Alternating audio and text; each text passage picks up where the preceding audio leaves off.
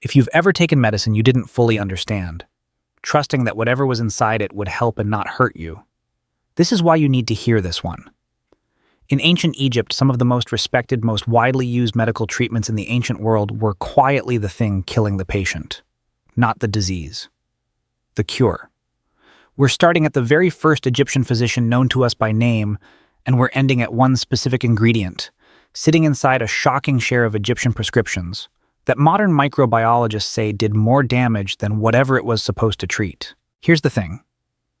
Nobody tells you about Egyptian medicine. It gets held up constantly as proof of how advanced ancient Egypt really was. Real surgery, real pharmacology, real diagnostic reasoning, thousands of years ahead of its time. And that reputation is deserved. It's also incomplete. Because sitting right next to every genuinely brilliant treatment in the Egyptian medical record is another one that could put you in the ground faster than the disease ever would.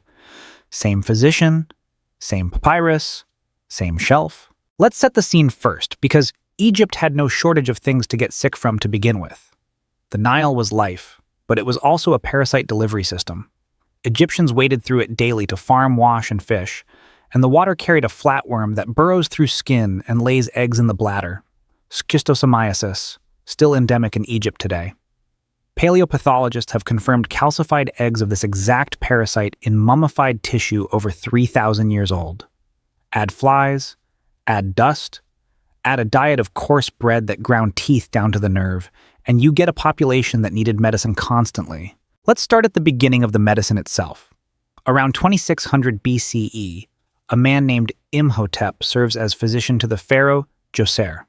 He's not myth, he's real.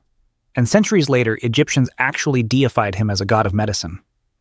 The text likely descended from his school. The Edwin Smith Papyrus describes 48 real surgical cases, splints for broken bones, sutures, wounds closed with linen soaked in honey, which genuinely helps prevent infection. This is legitimate functional trauma medicine, more than 3,000 years before anyone on Earth understood what a germ was. So far, this checks out. Imhotep's method only works on what you can see. A snapped bone, a gash, a dislocated shoulder. You can look at that and reason your way to a fix. A fever with no visible source, a stomach that won't stop cramping, that's a different problem entirely. And when Egyptian physicians couldn't see the enemy, they didn't stop treating it. They just changed their theory of what it was. Demons, restless spirits, a god settling a score against you personally. And the moment disease became a spiritual problem instead of a physical one, the treatment stopped needing to actually work. Fast forward 1,000 years. Around 1550 BCE, someone compiles the Ebers Papyrus. Over 20 meters of writing, more than 700 remedies, the largest surviving medical text from ancient Egypt. And it's a genuine mixed bag. Alongside real working ingredients like honey and willow bark, you get prescriptions calling for lizard blood, hippopotamus fat, crushed beetles, and, sit down for this one, the excrement of at least 10 different named animals, listed as active ingredients. Not folk superstition on the fringe. Mainstream, state-sanctioned medicine, prescribed by trained physicians to real patients. Here's where it stops being theoretical, because we don't have to imagine what this looked like. We have the paperwork. Back in Deir el-Medina, the same village that logged every worker's sick day, scribes also logged workplace injuries. A gouged hand, a crushed toe, patched up on site with the standard remedy. Some of those records don't end there. Days later, the same worker turns up again. Jaw locked shut, body arching, unable to swallow. The scribes don't have a name for it. They write it off as an angry spirit clinging to the wound. This isn't a one-off case. Versions of the exact same pattern, small wound, standard treatment, sudden collapse days later, show up again and again across Egyptian medical writing, spanning 3,000 years, blamed on bad luck or an offended god every single time. The doctors never stopped using the remedy. Sometimes the patient lived, so why would they? When the patient died, the god got blamed, not the ointment. For 3 millennia, Egypt ran an uncontrolled experiment on its own population and never once read the results. So what exactly was in that ointment? Wounds weren't the only target. Eye disease was brutal in a country built on glare, sand, and flies, and physicians had a go-to fix. Coal ground from galena, a lead ore, packed straight onto the eyelid, sometimes even swallowed for infections deeper inside. Modern lab testing confirms the lead content is real and significant. Low-level lead exposure produces exactly the symptoms Egyptian texts record as a separate, unrelated illness: fatigue, irritability, abdominal pain, which means some patients were being treated, medicated, and slowly poisoned out of the same jar at the same appointment. Then there's the one that sounds like a joke and isn't. One Eber's papyrus remedy for a sore throat calls for a dead mouse, boiled down, applied directly to the swollen area. Another skin ailment remedy calls for it swallowed whole. Mice, understandably, carry their own bacteria, and pressing a decomposing rodent against broken skin or an already inflamed throat is not exactly a controlled clinical environment. Some patients treated for a common cold may have walked out with an infection they didn't walk in with. Even infants weren't spared. One remedy for a crying, restless baby calls for a preparation from the poppy plant, essentially opium, fed straight to the child to quiet it down. In a precise dose, it works. In the hands of an exhausted parent measuring by eye in a mud brick kitchen with no scale, it doesn't take much to slide from calming into fatal. Some infant deaths Egyptian records blame on a weak constitution were very likely something else entirely. Which raises the real question: how much of this medicine was built this way from the start? Here's the number that should actually stop you.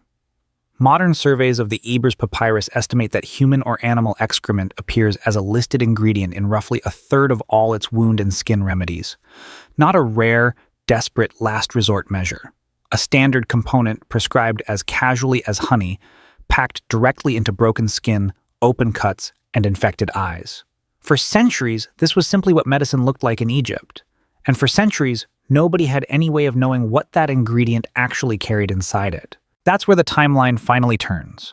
For 3,000 years, this went completely unquestioned. Then, in the 20th century, paleopathologists and microbiologists start actually testing these prescriptions and comparing them against infection evidence preserved in mummified tissue. And what they find rewrites the entire story of Egyptian medicine. Animal and human feces are not a neutral substance.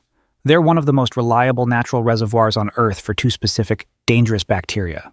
And both of them thrive in exactly the environment an open wound provides. The first is Clostridium tetani, the bacteria behind tetanus, the disease that produces precisely what those Deir el-Medina scribes described 3,000 years ago. Locked jaw, arching spasms, death by suffocation, days after the wound looked like it was healing fine. The second is Clostridium perfringens, the cause of gas gangrene, tissue dying rapidly from the inside, entirely consistent with wound infections Egyptian medical texts describe as sudden, unexplained decay. Both bacteria live comfortably in feces. Both need exactly one thing to become fatal: an open wound to get inside. Pack a fresh cut with dung, and you're not disinfecting anything. You're inoculating it. Which means that mystery back in the village, the worker whose minor cut turned into a locked jaw and a horrifying death days later, almost certainly wasn't a curse, and it wasn't a restless spirit. It was tetanus, delivered straight into an open wound by the exact treatment meant to close it. Egyptian scribes documented their own patients dying of it, in writing, for centuries, and never once looked twice at the remedy sitting in the physician's own hand. Now, to be fair to them, because a clean villain makes a worse story than the truth, honey genuinely works. It's naturally acidic, low in moisture, antibacterial, and Egyptian wound dressings using it alone show real healing in modern comparative testing. So Egyptian medicine wasn't uniformly a disaster. It was closer to a coin flip. Reach for one jar and you help the wound close. Reach for the jar sitting right next to it, and you may have just handed that same patient a death sentence with a 2-week delay. So how did ancient Egyptians actually survive getting sick? The honest answer is darker than the question sounds. A meaningful share of them didn't survive the illness at all. They survived it and then were killed by the cure meant to save them. Historians now believe infected wound mortality in ancient Egypt was driven as much by contaminated treatment as by the original injury, which means the same medical system celebrated for 3,000 years of continuous, sophisticated practice was also, quietly, one of its own population's leading causes of death. Egypt didn't just get sick and heal. Egypt got sick, got treated, and gambled. And the gamble didn't always pay off. And maybe that's the part worth sitting with. Not that they didn't know better, but that a civilization this advanced could build genuinely working medicine and a genuinely lethal one side by side, hand every patient from the same trusted jar, and never be able to tell in advance which version they were about to receive. If you want more of the ordinary overlooked realities of daily life along the Nile, there's another one waiting for you right now on screen. Thanks for watching. See you in the next one.